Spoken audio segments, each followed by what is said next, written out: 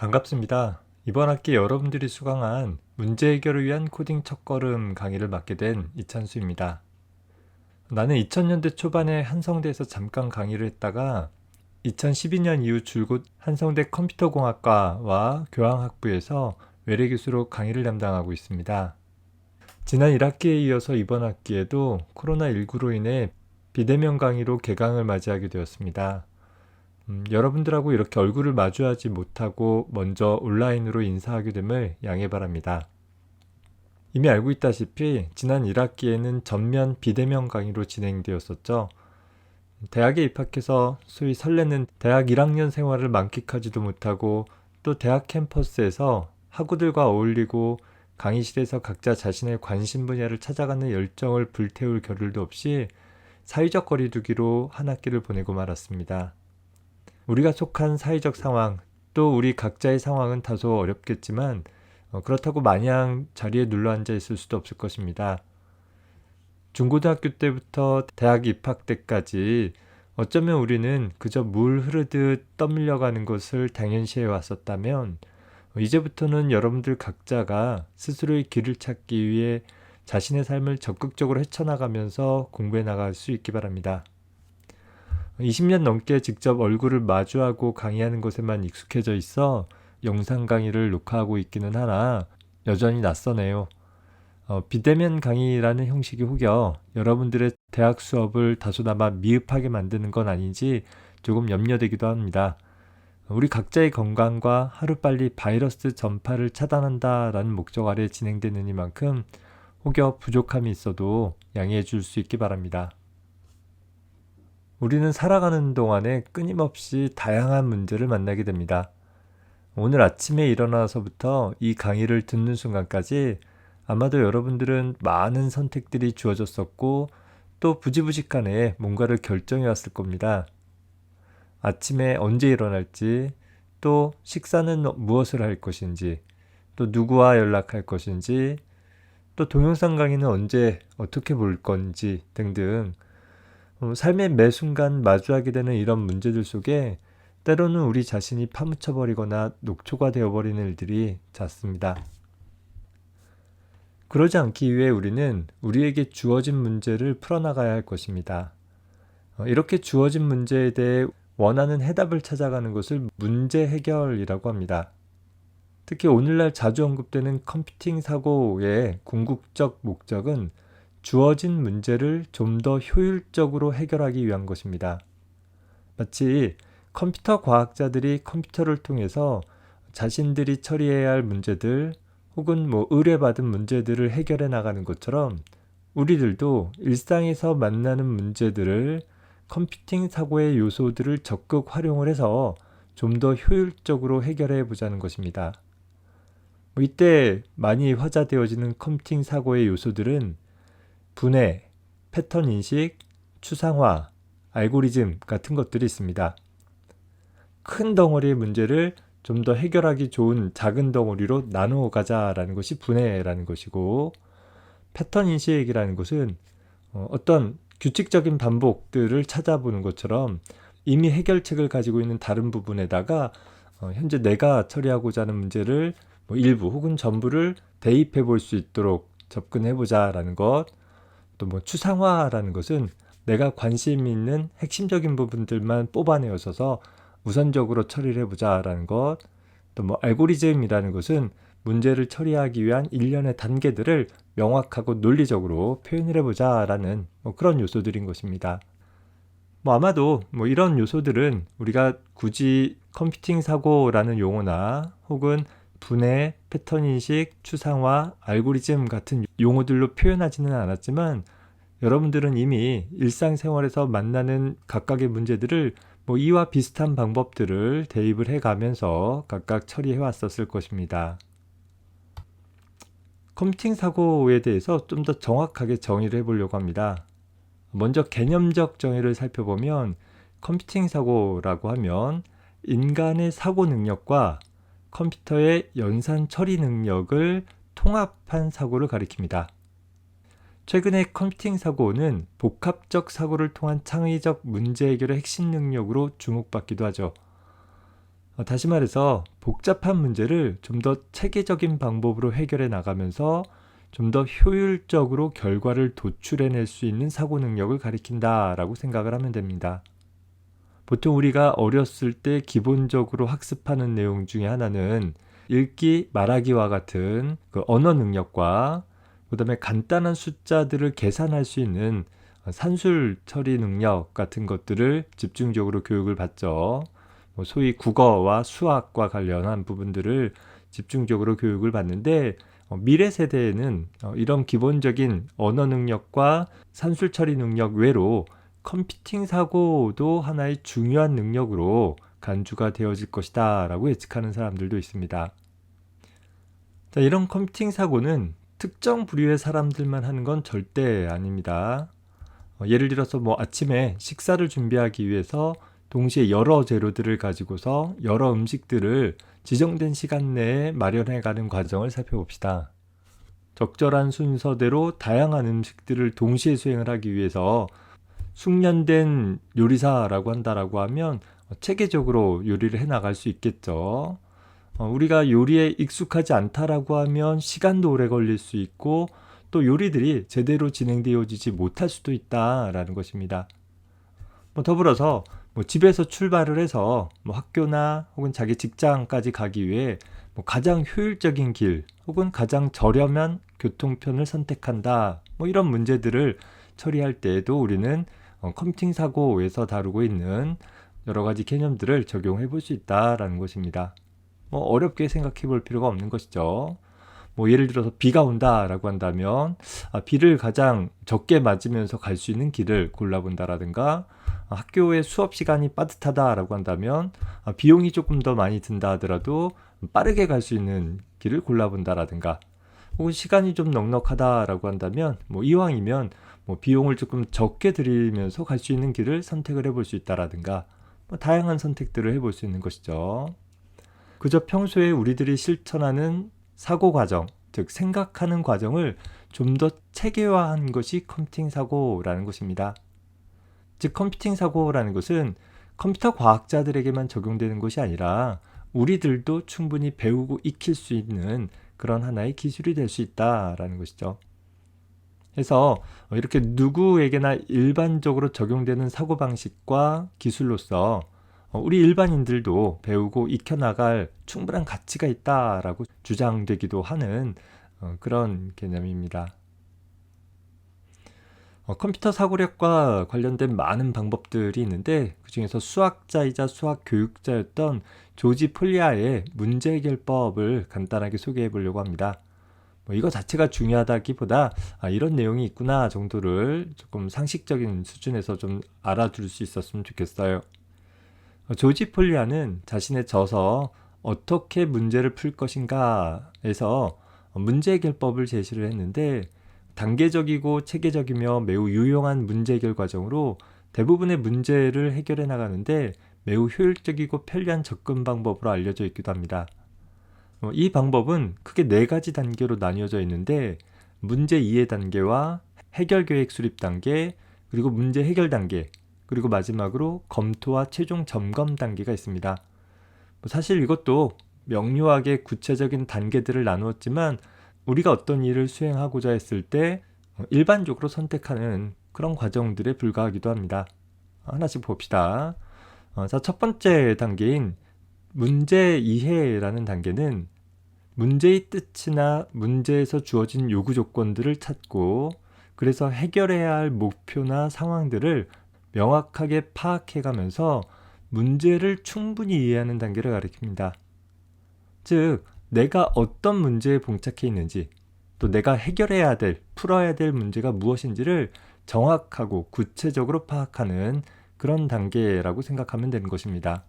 아까 앞에서 얘기했듯이 집에서 학교까지 간다라고 했을 때 그냥 집에서 학교까지 가면 되는 것이 아니라 비용을 가장 줄이면서 갈 것인지 혹은 시간을 가장 줄이면서 갈 것인지 어떤 구체적인 요구사항들이 있겠죠.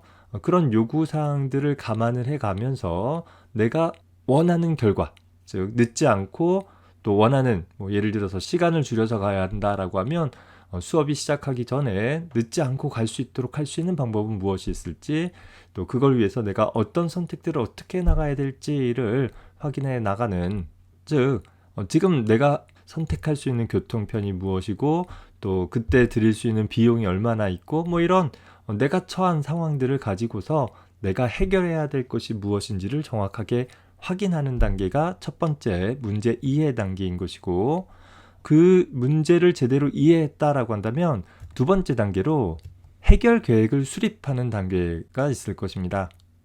자, 내가 처한 문제가 무엇인지가 확인됐다면 그 문제를 해결하기 위해서 어떻게 할 것인지를 구체적으로 계획을 세우는 단계가 바로 두 번째 단계인 해결 계획 수립 단계가 되는 것입니다. 우선 전체 문제에 대한 윤곽을 잡기 위해서 스케치해 볼 수도 있는 것이고, 또 문제 해결을 위해서 다양한 경우의 수로 나누어서 생각을 해볼 수도 있고, 아니면 현재 문제와 비슷한 이미 해결책을 알고 있는 문제들을 떠올려 보면서 해결책을 찾아볼 수도 있고, 혹은 미로찾기처럼 내가 해결해야 할 목표인 해결책부터 거꾸로 접근을 해서 현 문제에 대한 해결책을 찾아가는 등의 작업이 이 두 번째 단계인 해결계획 수립 단계가 되는 것입니다. 첫 번째 단계에서 파악한 요구 조건을 만족하기 위해서 어떻게 접근해야 하는지를 구체적으로 찾아보는, 계획해보는 그런 단계라고 생각하면 되겠습니다. 물론 문제에 대한 이해가 제대로 되지 않았으면 그에 따라 구체적인 해결 계획을 세울 수 없겠죠. 자, 그리고 세 번째 단계인 문제 해결 단계는 두 번째 단계에서 수립한 계획대로 주어진 문제를 해결해가는 단계를 가리키는 것입니다. 아까 예를 들었듯이 지각하지 않고 학교까지 가는 문제가 있다라고 한다면 내가 어떻게 갈 것인지 생각했던 내용에 따라서 직접 행해보는 그런 단계가 되는 것이겠죠. 물론 계획대로 잘 처리될 수도 있고, 또 계획하는 단계 중에서 예상치 못했던 변수들이 발생될 수도 있을 거예요. 예를 들어서 지하철을 타고 가기로 했었는데 지하철이 갑자기 고장 날 수도 있고 등등 여러 가지 상황들이 있을 수 있겠죠. 어찌됐든 간에 문제 해결에 대한 시도를 해놓고 나서는 마지막 단계인 검토와 최종 점검 단계가 있는데, 이제까지 문제를 해결하기 위해서 적용했던 다양한 풀이 과정이나 혹은 해결법들을 점검을 해서 애초 문제에서 요구했던 사항들을 만족할 수 있었는지를 검토해보는, 또 다른 방법도 가능한지 살펴보면서 다음에 비슷한 문제를 또 풀고자 했을 때 여전히 이 방법이 효율적인 해결 방법이었는지를 점검해보는 단계가 마지막 검토와 최종 점검 단계가 되는 것입니다. 앞서서 예를 들었듯이 1교시 수업이 있는 날인데 아침에 살짝 늦장을 부려가지고서 학교에 등교할 시간이 빠듯하다라고 했을 때 문제 해결 단계에서는 수업에 지각하지 않기 위해서 남은 시간이 얼마인지, 또 학교 갈 준비는 무엇을 얼마 시간 동안 해야 하는지, 또 학교는 몇 시까지 도착해야 하는지 이런 구체적인 내용들을 찾아보는 단계가 되는 거죠.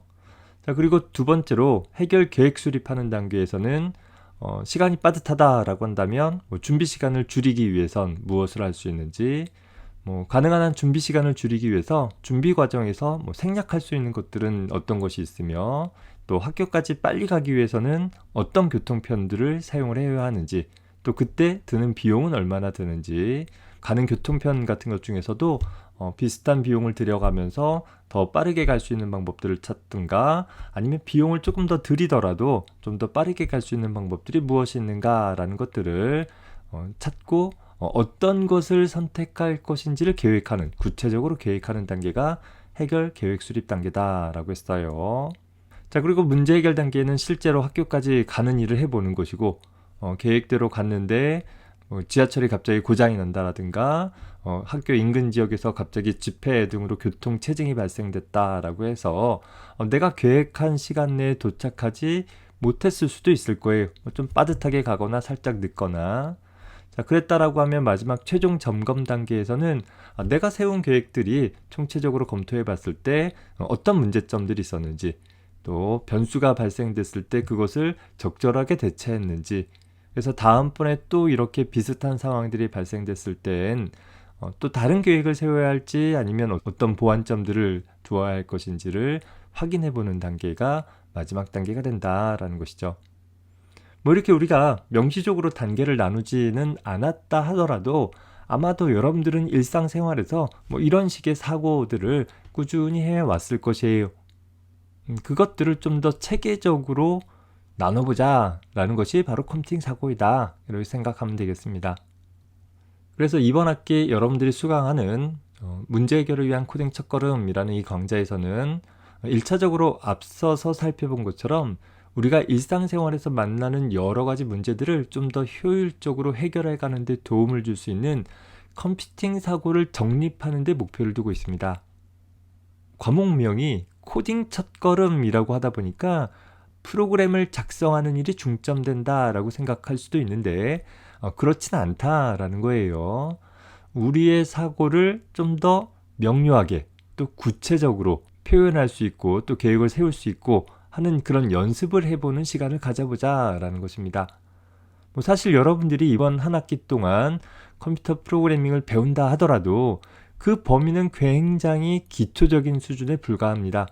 뭐 사실 우리가 한 학기 동안 열심히 공부를 하고 열심히 배워가겠지만 그렇게 해서 만들어진 프로그램은 여러분들이 일상생활에서 사용하는 프로그램과 비교해 봤을 때 수준이 굉장히 낮아 보일 수밖에 없는 프로그램밖에는 되지 못할 거예요. 나 역시 여러분들을 프로그래머로서 양성하기 위해서 이 강의를 하는 것이 아니다라는 점 기억을 해두기 바랍니다.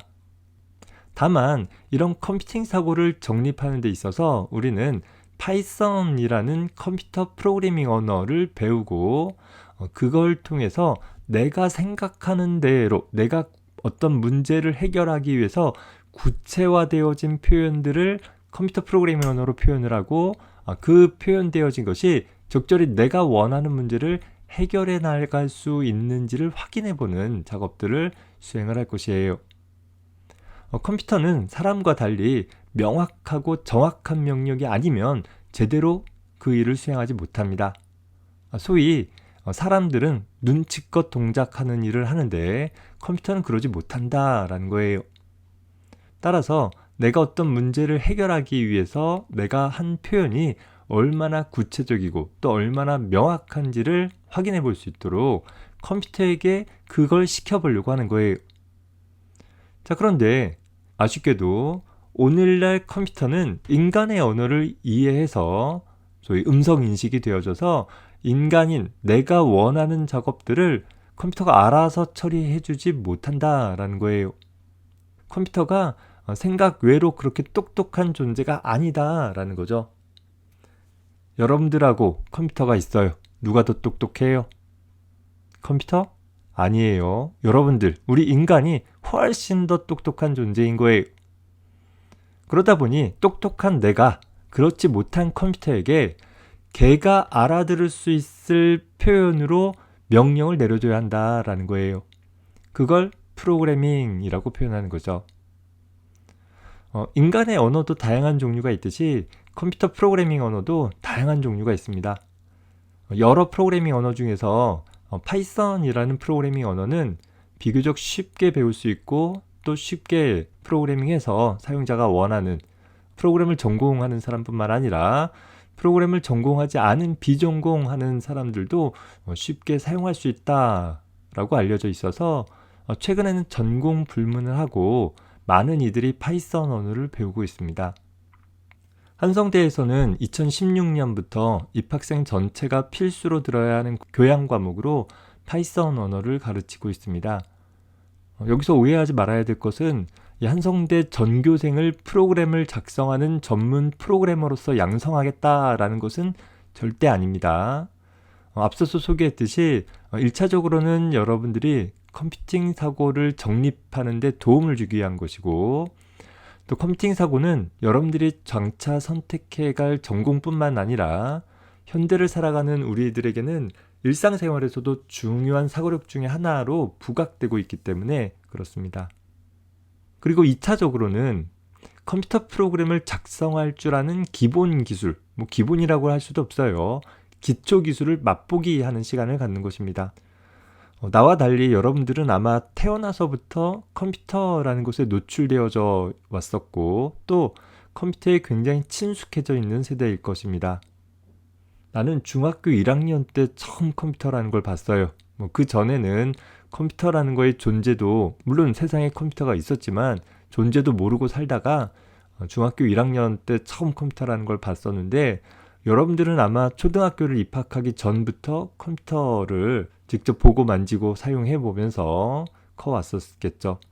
그래서 혹자는 태어날 때부터 컴퓨터에 접해 있는 여러분들 같은 세대를 디지털 원주민이라고 하고, 나같이 태어났을 때는 컴퓨터가 없다가 나중에 컴퓨터를 배우게 되고 알게 된 사람들을 디지털 이주민이라고 표현하기도 하죠. 또 그네들 사이에 약간 차이도 있고 이런 연구를 한 사람들도 있습니다. 여러분들도 한 번씩 들어봤으리라고 생각됩니다.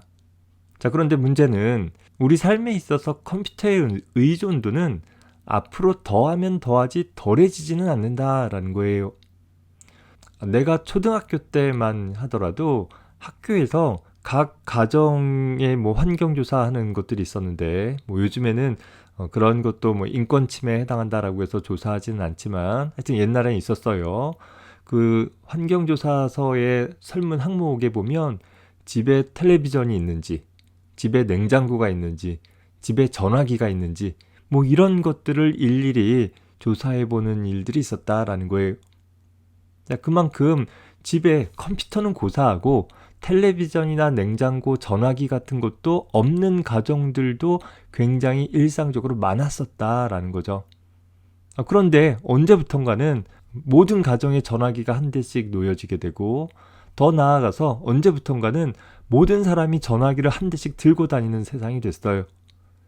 그뿐만 아니라 내가 중학교 3학년 때, 그때 한 반에 60명, 우리는 한 반에 60명씩 있었어요. 60명 중에서 컴퓨터가 있는 학생이 한 3, 4명 정도밖에 되지 않았었어요. 그 당시에는. 그런데 어느 순간인가 모든 집에 컴퓨터가 한 대씩 들어가고, 또 어느 순간인가 모두가 하나의 컴퓨터를 손에 들고 다니더라라는 거예요. 바로 스마트폰이라는 것이 그런 컴퓨터가 되는 거죠. 이렇게 컴퓨터라는 것은 점점 더 우리 삶에 밀접하게 다가오고 있더라라는 거죠. 예전에는 프로그램을 설치한다, 프로그램을 삭제한다, 이런 것들도 굉장히 복잡하고 전문 지식이 있는 사람만 처리할 수 있었지만, 이제는 아주 어린 아이들조차도 자신의 스마트폰에 프로그램을 설치하거나 삭제하거나 하는 일들을 손쉽게 해낼 수 있다라는 것입니다. 물론 컴퓨터를 사용하는 방식은 달라졌지만, 하여튼 컴퓨터라는 그 하나의 디지털 시스템이 우리 인간 삶에 굉장히 밀접하게 다가오고 있다라는 그 추세만큼은 바꿀 수가 없더라라는 것입니다. 자, 그렇다라고 한다면 그런 컴퓨터를 내 입맛에 맞춰서 동작시킬 수 있는 능력, 그것이 바로 컴퓨터 프로그래밍 능력이다라는 거예요. 컴퓨터 프로그래밍 능력이 없다라고 하면 맨날 남들이 만들어 놓은 프로그램을 사다가 쓰는 수밖에 없겠죠. 혹은 구해서 쓰는 수밖에 없겠죠. 하지만 내가 프로그래밍 능력이 있다라고 하면, 즉 컴퓨터에게 아주 기초적인 내용일지라도 명령을 내릴 수 있다라고 한다면, 물론 우리가 일상에서 사용하는 그런 화려한 인터페이스를 갖고 막강한 기능을 갖는 프로그램을 작성하자, 그렇게 말하는 건 아닙니다. 그저 내가 내 전공 공부를 위해서, 혹은 내 일상에서 필요한 어떤 간단한 사무 처리들을 컴퓨터를 통해서 처리할 수 있는 사람과 그렇지 못한 사람들 사이에는 분명히 문제 해결 능력의 차이가 있을 수밖에 없다라는 것이에요. 여러분들이 컴퓨터 공학을 전공하지는 않을 거예요. 하지만 여러분들 전공 공부를 해 나가면서 만나는 어떤 문제를 컴퓨터를 통해서 처리할 수 있는 능력을 갖고 있다라고 한다면, 그렇지 못한 사람보다 분명히 문제 해결 능력이 우수한 사람이 될 수 있는 것입니다. 최근에 화제되는 4차 산업시대의 융합 능력이라는 것도 사실 이런 관점에서 논의될 수 있을 것이에요. 새로운 어떤 기술을 배우자라는 것이 아니라 여러분들의 전공과 컴퓨터가 기본이 되어지는 IT 산업과 같이 연동해서 처리할 수 있는 또 그런 기술이라는 것이죠. 이제는 내 것 하나만 잘해서는 부족한 시대에 접어들고 있는 것입니다. 사실 내가 처음 컴퓨터를 접했던 1980년대에는 컴퓨터 시스템을 사용해 본 사람도 많지 않았었고, 또 컴퓨터 프로그램이 무엇인지 뭐 이런 개념 자체가 없어가지고서 소위 컴퓨터 바이러스라는 것이 감기처럼 사람에게도 옮긴다라는 위험 비유조차 있었습니다. 뭐 하지만 오늘날에는 아주 어린 아이들조차 스마트폰 같은 컴퓨터를 자유롭게 사용을 하고 뭐 그저 주어진 프로그램을 단순 사용하는 것은 미취학 아이들도 할 수 있는 일이 되었습니다. 따라서 최소한의 컴퓨터 프로그래밍 능력은 고등교육기관인 대학에 다니는 여러분들에게는 아마 전공 불문을 하고 필수의 능력 중 하나가 되는 시기가 곧 오지 않을까 싶기도 합니다. 현대인에게는 필수로 인식되는 운전면허보다 어쩌면 더 필수적인 세상이 다가오고 있다라는 것입니다. 자율주행 자동차 이런 게 나오면 운전면허는 이제 필요 없는 세상이 되는 것이죠. 다만 앞서서 얘기했던 것처럼 우리 모두가 전문 프로그래머가 될 것은 아니기 때문에 이 강좌를 통해서는 파이썬의 가장 기초적인 문법 사항들을 기반으로 해서 일단 프로그래밍 한다라는 것이 무엇인지에 대한 기초적인 이해를 도모해 갈 것이고 간단한 연산을 표현하거나 어떤 조건에 따라 선택적인 처리를 하거나 혹은 반복적인 처리를 하는 구문들을 좀 더 효율적으로 표현하는 또 그 표현하는 방법들을 통해 내 생각을 좀 더 구체화하고 명료화할 수 있는 그런 연습들을 해갈 것이에요.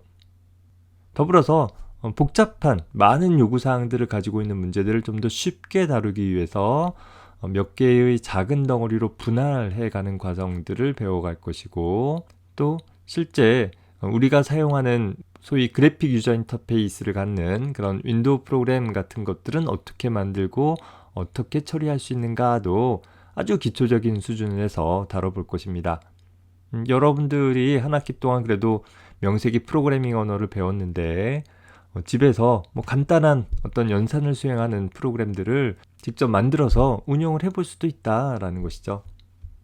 물론 이제까지 여러분들이 사용해오고 있는 그런 화려한 인터페이스를 갖고 있는 프로그램과 비교하면 여전히 뭔가 부족함이 많이 보일 것입니다. 하지만 이제까지와는 달리 여러분들이 필요한 것을 이제는 컴퓨터에게 직접 명령을 할 수 있는 그런 기초적인 능력을 갖게 되는 것입니다. 관심 있는 사람들은 좀 더 깊은 내용들을 배워가 볼 수 있다라는 것이죠. 그래서 이번 학기 동안 이 강의에서 다룰 주요 주제들은 다음과 같은 것들이 있습니다. 먼저 컴퓨터를 이용해서 프로그래밍 한다라는 것은 무엇인가에 대한 개념부터 시작을 해서 컴퓨터 내부에서 사용할 데이터들을 어떻게 표현하는지 또 그럼 데이터들을 가지고서 간단한 연산들은 어떻게 수행을 하며 컴퓨터를 통해서 수행할 수 있는 연산들은 어떤 것이 있는지 또 사용자로부터 데이터들을 입력받거나 적절하게 출력하기 위해서는 어떻게 할 것인지 또 선택적인 처리와 반복적인 처리는 어떻게 구성할 것인지 또 복잡한 문제들은 함수라는 것으로 해결할 수 있는 좀 더 작은 덩어리의 문제들로 분해해 가는 과정들 그리고 그래픽 유저 인터페이스를 작성하는 방법들 뭐 이런 내용들을 다뤄보도록 할 거예요.